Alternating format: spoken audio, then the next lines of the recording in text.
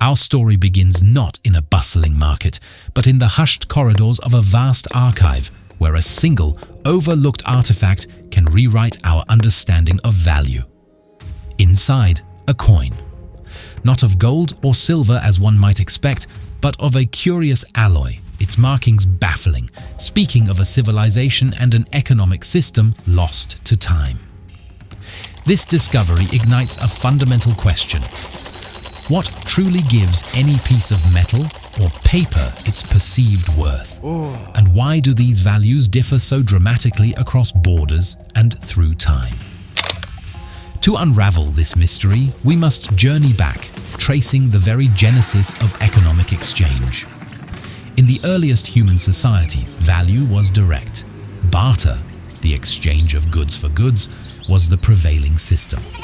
A day's hunt for a well-crafted tool. But barter had its limits.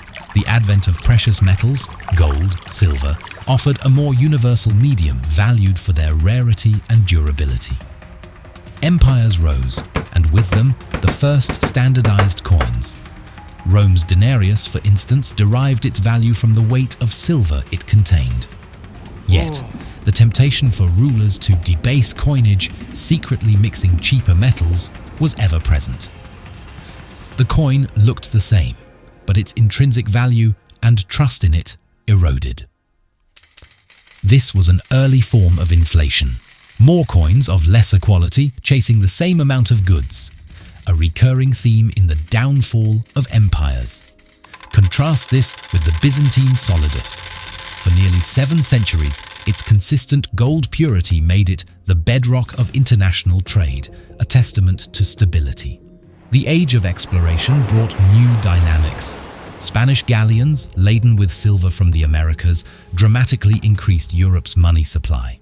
This vast influx, known as the price revolution, paradoxically devalued silver itself. Too much of a good thing, demonstrating supply and demand on an unprecedented scale. The evolution continued with paper money.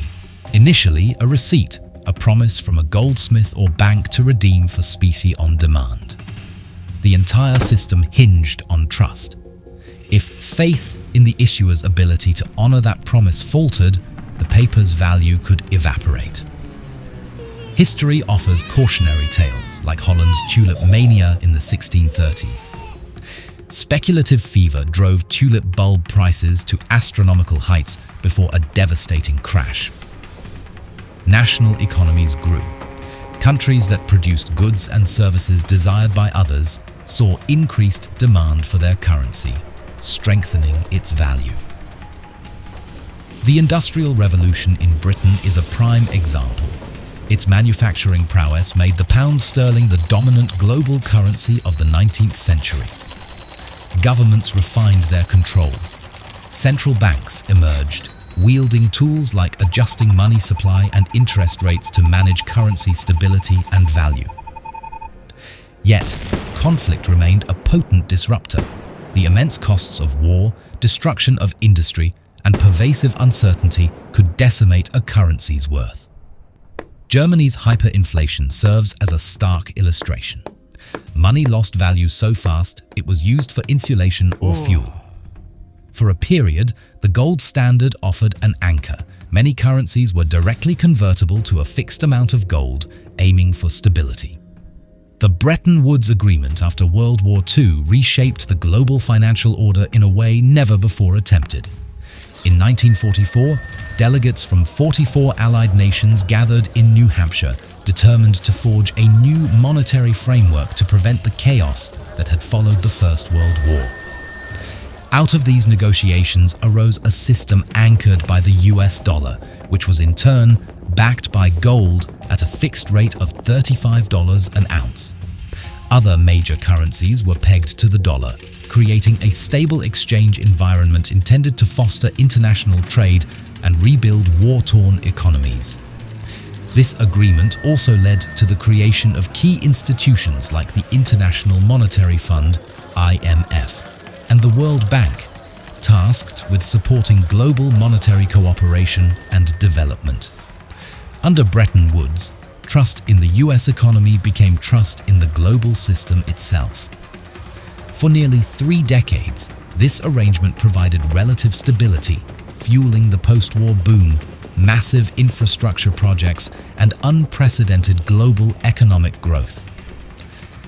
But by 1971, the world had changed.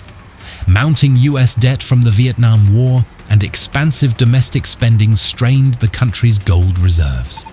Foreign governments, wary of the dollar's growing supply, began demanding gold in exchange. The US found itself at a crossroads: either devalue the dollar or abandon the gold standard altogether. President Richard Nixon chose the latter. In a televised address later dubbed the Nixon Shock, he unilaterally suspended the dollar's convertibility into gold, effectively dissolving the Bretton Woods system. This dramatic shift ushered in the era of floating exchange rates, where currencies were no longer tethered to a physical commodity but allowed to fluctuate freely according to market supply and demand. It was a leap into uncertainty and freedom. Central banks gained greater flexibility, but so too did speculators and geopolitical shocks. Currency values became reflections not only of national economies, but of perception, policy, and global confidence. The world entered a new monetary epoch where trust alone would uphold the value of money. Today, a currency's value is a complex interplay of factors: a nation's economic health, political stability, prevailing interest rates, inflation, and international trade balances. A strong trade surplus, for instance, exporting more than importing, generally increases demand for a nation's currency, boosting its value. Investor sentiment is also key. Confidence in a country's future economic prospects can attract foreign investment, thereby strengthening its currency. Back in the archive, now consults his tablet. Real-time data reflects these invisible global forces, currency values shifting with each news bulletin. The ancient coin on her desk, once a simple object, now resonates with these enduring principles: supply, demand, trust, and the power of collective belief. Each currency, therefore, is more than mere money. It is a historical ledger, chronicling a nation's economic journey, its triumphs, and its trials. The puzzle of differing currency values finds its solution not in a single answer, but in understanding this intricate, ever-evolving tapestry woven through centuries of human history, innovation, and exchange.